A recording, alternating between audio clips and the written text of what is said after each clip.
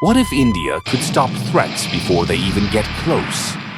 From the icy labs of Russia comes the Pantsir-S1, a machine built to dominate the skies.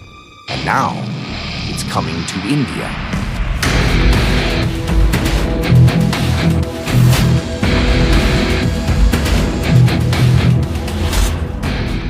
Born in the twilight of the Cold War, the Pantsir-S1 was Russia's answer to a new age of aerial warfare.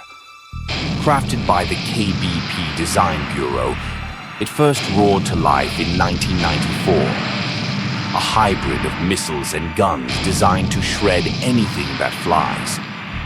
From Syria to Ukraine, it's proven its worth. And now it's eyeing India's borders. But what makes it so unstoppable? Let's break it down. Picture this. A swarm of drones invades Indian airspace. Suddenly, the Pantsir-S1 awakens. Its radar tracks 40 targets at once, up to 80 kilometers out. 12 missiles scream at Mach 4, shredding threats 20 kilometers away.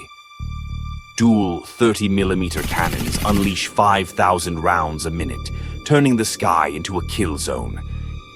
Aircraft, helicopters, cruise missiles, it doesn't care. It destroys them all. This is precision annihilation. Enter India's Bharat Dynamics Limited.